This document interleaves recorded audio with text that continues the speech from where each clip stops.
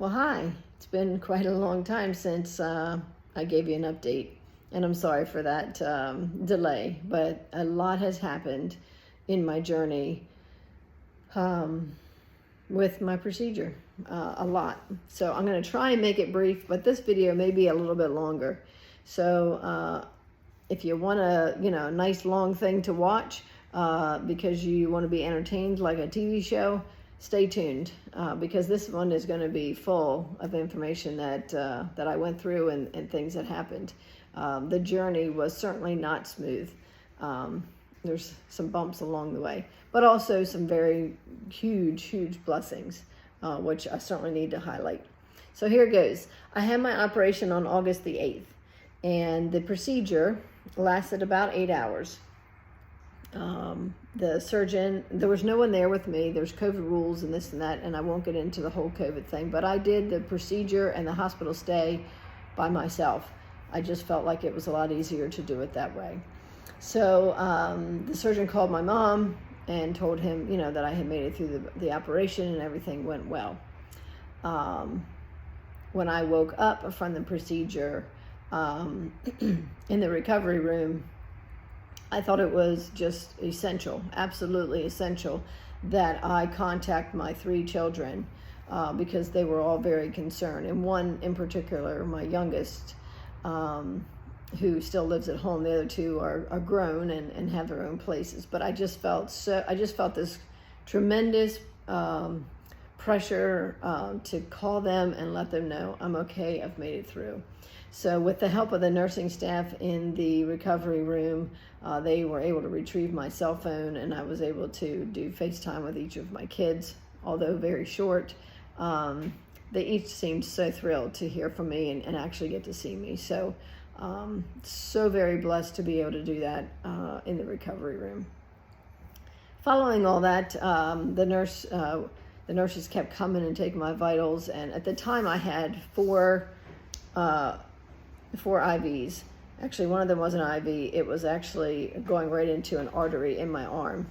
And that was to measure some of blood counts, white blood cell counts, red blood cell counts, and just overall how I was doing, because I had to have 4 blood transfusions due to blood loss through my procedure.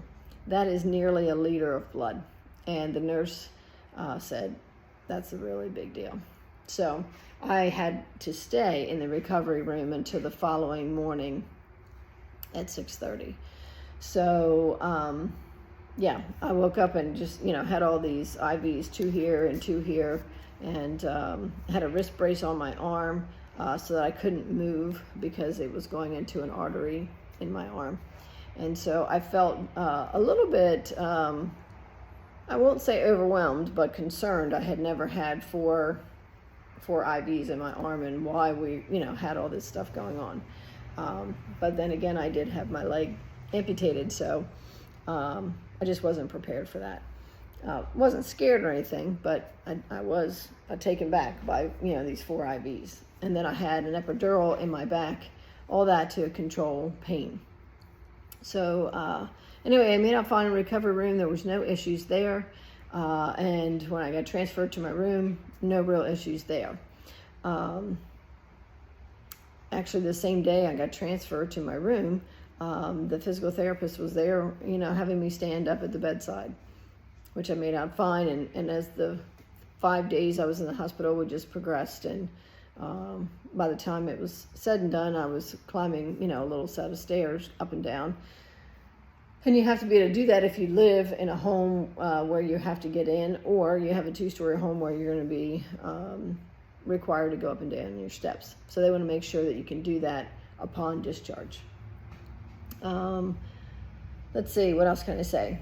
So the week following, I was in the hospital for 5 days. Fortunately, my daughter was able to come to the city to stay with me for the following week, which I was required to do before I traveled home. And so that was a pretty cool week. I got to spend the week with my daughter, and she was just immensely helpful with anything that I needed.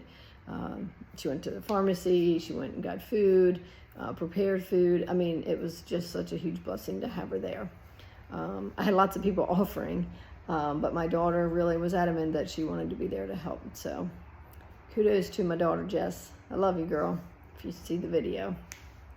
Anyway, on the following Friday, I had to follow up, and then we came home. Now, how did we come home? Well, that's a pretty interesting thing. And I have a raw video, meaning that I took this video when it was happening, and I'll insert that here in just a minute so you can see what I have to say about it. But I was able to get on an app for taxis in the city and request a handicapped taxi, and schedule a time for it to arrive.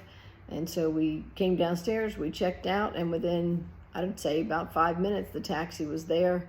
I had the small glitch when we were doing that, and we had a week's worth of clothes and medical stuff for me to travel. So we had to use, I don't know what those things are called, little carts when you're in a hotel to get your luggage to and from your room. So we had to use one of those, and we had to go across the street because on the same side of the street that the taxi could have come, there was tons of construction and there was no room for him to pick us up on the same side. So we had to cross over with this cart loaded with luggage and medical supplies, which was fine. And thankfully there was someone from the hotel staff that had been outside and was helping some other folks and was able to bring that little cart back for us. So it worked out, but it was a little bit of a glitch. If you've ever been in the city and just all the cars and the hustle and bustle, it was just a small little bump. But the taxi driver was great. Got us to the train station, which we use Amtrak, and I had obviously scheduled the train ahead of time and planned for the inability to be able to sit up like I am now. Following the amputation, I thought it best to be able to try and figure out a way to get home on the train, which was in a room. So the 19 Crestar train has trains that are attached, or cars that are attached, that have bedrooms. And here in this clip, you'll get to see what I had to say about that. So I am on the train to head back home, and I got a room on Amtrak with my daughter so that we could lay down. So this is me laying down on the bed. Across from me in the room is the restroom, and that's the door to go out into the hallway. There is actually a hallway behind the blue curtain over there, and you can walk alongside the bedrooms on the right side of the car. My daughter is up above on the bunk. I'll get her to stick her head out. There she is. So she's got a bunk up there, and she has a ladder to get up there. It is really convenient when you've had surgery to be able to have this option in traveling. For me to sit up is still causing quite a bit of pain and tingling in my non-existent leg. So this is just fabulous to be able to travel back home on the Amtrak sleeper bedroom. I think it's called a sleeper suite. So anyway, I just thought I'd keep you posted on that, and just kind of give you an update. I'm currently icing my little leg, and I can't imagine doing it any other way. So this is just a huge blessing to be able to have it this way. So another part of the video here, while we are traveling. I actually left New York City, traveling to my home state of Delaware. So I encourage you, if you have to travel for your treatment, that you look into all options for travel. Amtrak having this sleeper car is just a great option. So as you can see here, I'm able to lay down while we are moving. We're coming up on a stop, so that's why it's going a little slow right now. But such a nice way to be able to deal with recovering and returning home. So check out all the options that you have available in your area for traveling to New York City along the Eastern Seaboard. There are lots of options for trains that have sleeper cars. Okay.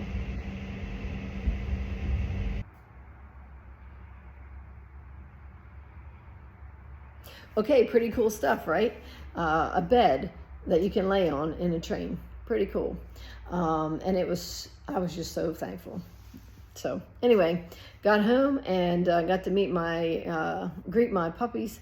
I have a little labradoodle, miniature labradoodle, weighs about 30 pounds. He was beside himself. So excited for me to be home. And then we have, his name is Cooper. And then we have a lab. I think we've counted that he's like 12 years old. He's huge, big boy, about 110 pounds, but just a lovely, lovely dog. And he also was ecstatic to see his mama after 2 weeks of being gone. So anyway, got all settled in and got everything basically put where it needed to be put for the time being. And the week goes on.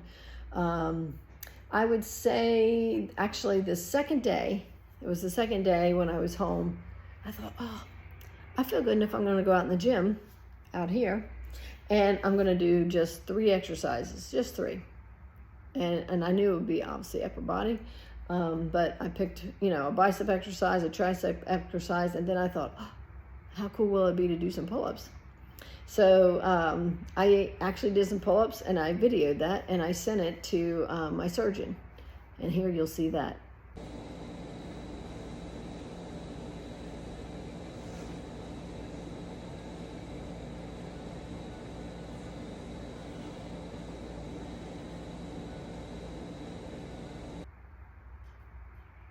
Cool, right? And he was ecstatic. He was like, holy cow, that's just great, being 2 weeks post-operatively and, in your gym doing pull-ups. And, and then I did my 2 other exercises and things were great. The following day I came out and I did some 3 more exercises. I did some incline benches and I did some flies. And I did some tricep extensions on a bench. All was fine and well. I didn't have a lot of energy, but, I was feeling good.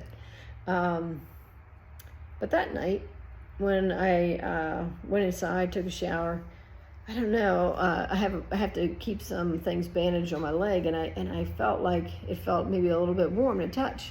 That hasn't been like that, or at least I hadn't noticed it. And because of the way it is, I can't actually bend over and look and see. So I took a photo.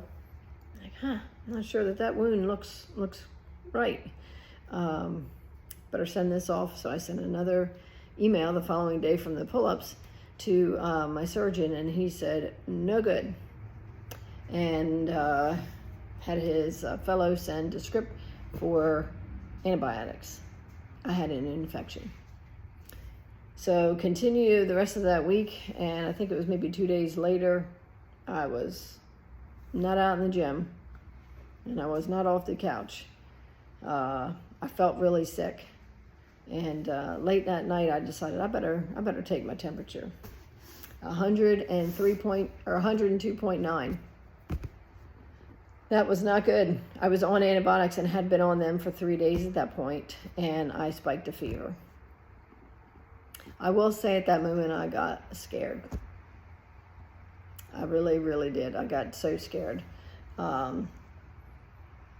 The following day, my wound just drainage, just lots of blood and junk coming out of my wound.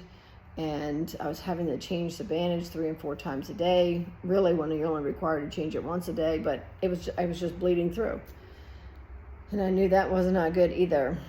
So I called the physician's answering service, left a message this is on a Thursday, and didn't hear anything back from them on Thursday or Friday. So I sent more pictures of what was going on to my surgeon, and he responded immediately that I needed to come to the city, and he needed to look at it. So thankfully, I have some immensely awesome friends at my church and in my community that at a moment's notice dropped everything and drove me to New York City. My kids were taken care of. Well, my one kid who still lives at home, and my puppers. Come here, Coop. You want to see them? No. And my little puppy Cooper. I had people lined up to help take care of them in just a moment's notice. Yeah, this is my buddy. Anyway, in a moment's notice, we were just on the road, and we got to the city. I drove right straight to his office. My friend Nisha, that's her name, who drove me. She was just great. She drove me right to the door of his office, and then she went and parked the car. And anyway, I got in there. By the time she got in there, to me, the residents and the PAs were in there looking at my leg, and they were like, "It's not as bad as maybe we thought it was going to look like." And I'm like, "Cool," But anyway, they did some cultures anyway of the wound, and they got those sent to the lab. They sent photos of my wound to the surgeon who was in the OR at the time. And I don't know, I was there maybe 20 minutes, and then I got the word, "You're being admitted." I had packed a bag for 2 days because I thought, I'd see him, and then maybe have some other things, lab work or, something, I don't know, maybe IV therapy or something. I thought maybe I'd be there for 2 days, and I had scheduled a hotel for 2 days, but those plans all changed. I was headed to the hospital to be admitted, and that process went pretty smooth. I hadn't walked quite that far, which was not far at all, basically 2 city blocks, but I hadn't walked that far yet. But I made out all right. I was very thirsty. I can remember, every time, we could either get a water fountain or there was a place to get water, I was drinking water. I was just so parched, which I thought was kind of odd. But anyway, I got admitted, and I walked right up to my room and got changed into a gown. And it wasn't long, and my surgeon was there. He had come to me between cases in the OR to look at my leg. And definitely infected, and definitely, not so good. And I had just what you might say run-of-the-mill AbbVie antibiotics for the first 2 days. But day 3, the infectious disease doctors became involved because we were not getting it under control. It was not looking any better, even by day 3. So the infectious disease doctor came in, changed the regimen of antibiotics. Meanwhile, I will say every day for the first 4 days, we were doing a bedside cleaning of the wound and packing of the wound, which was very difficult. There was no pain medication in the sense of Novocaine or anything in dealing with any of that, and it was very uncomfortable. But I endured it. I'm here. It's okay, but whew, it was tough. And every day when the surgeon or his fellow came in, they would discuss whether or not we were going to open my leg back up to clear the infection in a more aggressive fashion versus just the bedside. Well, on Friday, I was admitted on Monday. On Friday, every day, I was nothing by mouth for at least part of the day because they were anticipating maybe doing surgery. They couldn't really decide. It was really a struggle what to do. Do we risk going back in there? It was just huge. And it was emotionally draining, being an athletic trainer and understanding a lot of medicine, what the risk and the benefits are. And yeah, I felt like I was in turmoil. And I remember writing another great friend of mine who reached out to a bunch of ladies in our church who've been praying for me so very faithfully.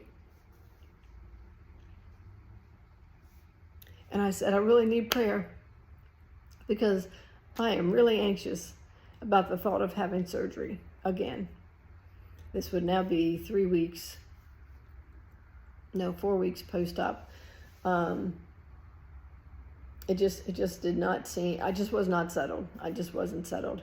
And so she reached out to a bunch of the ladies, and very fortunately she sent me some of their responses back and their prayers, and I was just so very touched, and I felt like a sense of peace that came over me, like it was going to be okay. It was just my plan. You know, God had a plan for me, and unfortunately, sometimes it's a testing of your faith, and it was definitely tested there because I didn't have peace, and I was worried, and He says many times in the Bible not to fear and not to worry. So I was going against what He wants us to do, but and I'm not making excuses, but in the light of it, that was tough. But something that came along in that time frame that I was wrestling was a nurse, and her name was Connie. And the name Connie means a lot to me because there was a lady in our community who I just thought just the most of. Her name was Connie Starkey.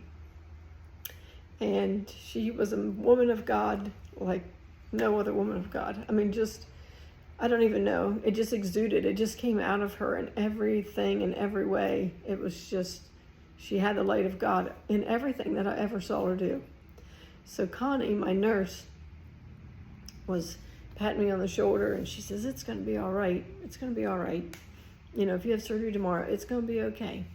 And I said, "I know it is, because I have all these ladies praying for me, and God is hearing their prayers." And I showed her on my cell phone the checks that had come through from my friend. And then she said, I don't really know how to pray, but I need to pray." And I said, "You just talk to God just the way you're talking to me." And so she laid her hand on me and she began to pray. Honestly, one of the most beautiful prayers I've ever heard. It was so heartfelt, and it was almost angelic. I can't even describe it, and I can't tell you right now exactly everything that she said. But at the end, I do remember she said, "That's the first time I've ever prayed." And I thought, okay, Lord, if I'm walking through this tough spot, this valley, and this is her mountaintop at the same time, and it's my valley, I'll do it. I'll do it again. And it was just, it was really just amazing to me how God worked in that time frame from Thursday evening to Friday morning when I got the news that I was definitely having surgery. And so that afternoon, I had another surgery. And they had to take some tissue that was there around the wound and around this thing called an abutment, which is the implant that's in my leg but comes through my skin. And they had to do a lot of cleanup around there, but it looked like they got it all. And sewed me back up. This time I have some external stitches, 57 to be exact, that have yet to be taken out, but hopefully this week they'll come out because they're catching on my clothes. And anyway, went through that surgery. Everything was fine. It was on a Friday. I spent a following week in the hospital. That was tough because I was 2 weeks in the hospital, and I knew I was losing muscle tone. I knew I was getting weaker, just my body. I just felt weak. I'm confined to a bed outside of, doing walks with the PT staff or a patient care assistant, walking around. But you can't lift weights, and I had all, and I didn't feel good on top of it all. I just didn't, even if I could have, I wouldn't have been able to lift weights because I just felt so bad. The dose of antibiotics they were giving me, at one point I was throwing up and having all kinds of GI problems for 24 straight hours, and they had to switch those things around, so take me off that really potent stuff. So I'm on the second line, which you might say, of antibiotics, not the highest antibiotics I can be on because my system just doesn't tolerate it. So that brings me to, what the heck is that thing on your arm? So this thing on my arm is called a PICC line, and I give myself antibiotics that through this port that goes through your arm.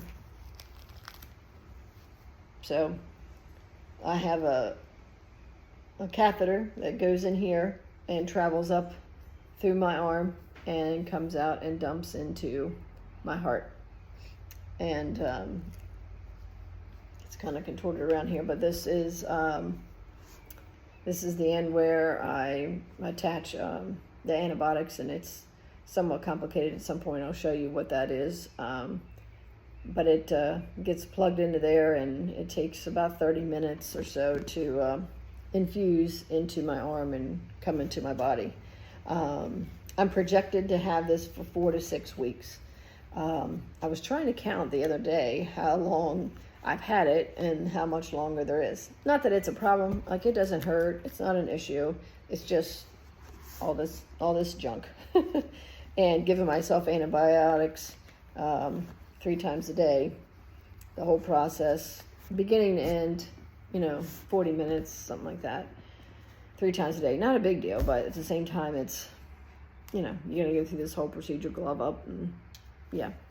So anyway, I have this for 4 to 6 weeks. I'm trying to think. I was 2 weeks in the hospital. I think that the infectious diseases doctor only counting one of those. It's been a week. Has it been a week? Let's see. Yeah, so I either have 2 or 4 more weeks of this. I do have a follow-up coming up this week, which I hope to find out a bit more information. I'm also supposed to get what's called a footy for the end of my implant, so that I can begin to put weight through my amputated leg, so that my bones are strong enough to withstand when I get a prosthetic, when I start standing with my prosthetic, that I don't crack a bone. So cross your fingers, I get the footy this week so I can begin to work on that. Transitioning a little bit to another aspect of this journey is how incredibly blessed, outside of the one story with the ladies praying. Some of you may know I have been involved in a group called, not a group, a business called First Form. First Form is a company that sells supplements and other things. Just had a loss for words. Like I take protein with them, collagen, fish oil, multivitamins, vitamin D3. Let's see, I'm trying to think of all the things I take with them. So they have a whole host of products. And I found them just by another company that I was working with that recommended some of their products. And so I got on their webpage and I researched them out and research their product, and they are very high-end products, which I swear by. If you've been following along in my journey, particularly in Instagram and seen before I had my procedure, I was doing a lot of working out, and I gained a lot of tone and a lot of definition, and I attributed to the work and then the supplements, and it's a whole thing. Like I have an app that I track my macros, how many calories I'm getting in each of the categories of fats, proteins, and carbohydrates, as well as fiber, as well as water. So it's a whole program, and it's really a lifestyle change, really. It's not just a quick fix type thing. And so in the hospital, I had a hard time because I didn't have my supplements, and I'm not allowed to take anything in there. And then they're good. I mean, they have nutritionists and dietary and all that, but it was really difficult. And so I lost a lot. And then I had all the whole GI problems, and my whole system is somewhat out of whack. But anyway, I got home to a package from First Form, and they were aware of what was going on because you send in, weekly photos and you answer questions on how your journey's going and so forth. And I have a nutritionist on there. Her name is Jenny, and anyway, Jenny was very well aware, as well as some other folks there, First Form, what I was walking through. And I came home to a package from First Form. One was like a canvas poster, which I'll show you in just a minute. One was a handwritten Bible verse. Jenny does some handwritten things that are just beautiful. I'll show you a picture here.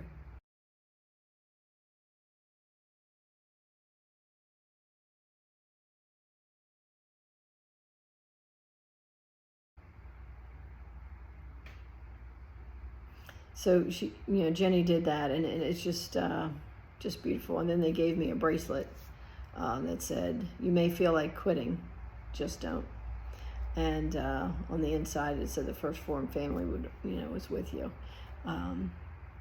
I was absolutely blown away, and I'm still blown away by the fact that this company is not just about the products, it's about their people. And they consider me their people, and they are very invested in my journey. They're very invested in everybody's journey, and they're rooting and championing you to reach your goals, whatever your goals may be.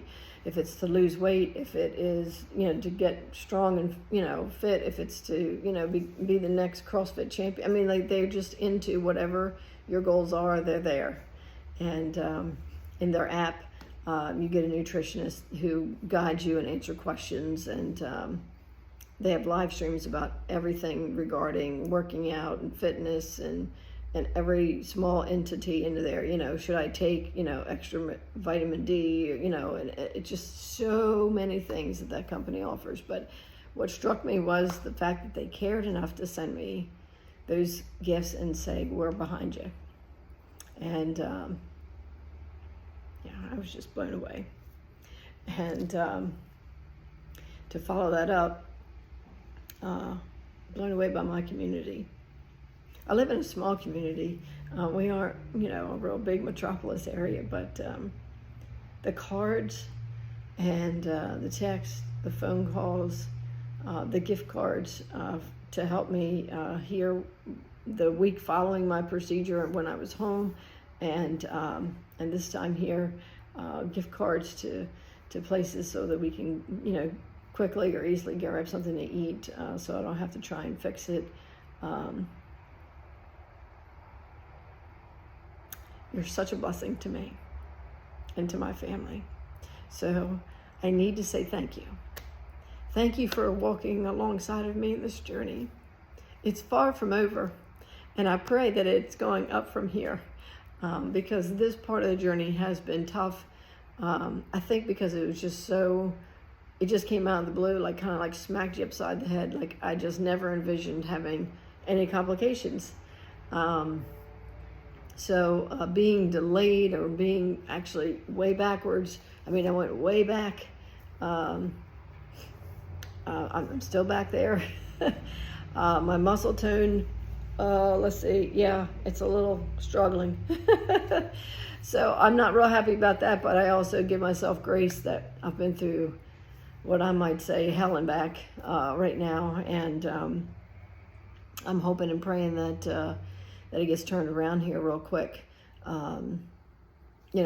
Seemingly everything looks like it's going in the right direction. The infection's under control, and I'll know more this week. They drew labs on Monday, so hopefully I'll know, what my labs look like and where we go from here at the end of the week. So that's a lot. It's a long time. I'm sorry it's taken me so long to say everything thus far, but I promise I'm going to try and do better in putting out videos on a more regular basis. I'm not yet comfortable showing you my stump or my remaining limb, or residual limb as it's called, or me doing exercises at this point outside of the pull-up video that I showed. But in time. But I did think I would leave you with the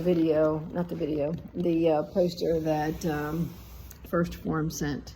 So it's back here. Let me see if I can get it in view for you.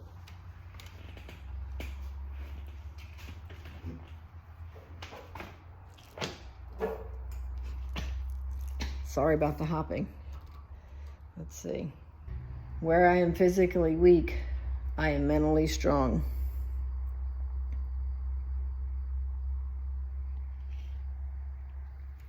And I would have to say, I agree with that statement, but also, God is faithful, and He will provide you strength, even in times where you don't think you have it. So thank you for all the family and friends, for my folks at First Form. Having you in this journey has made it doable.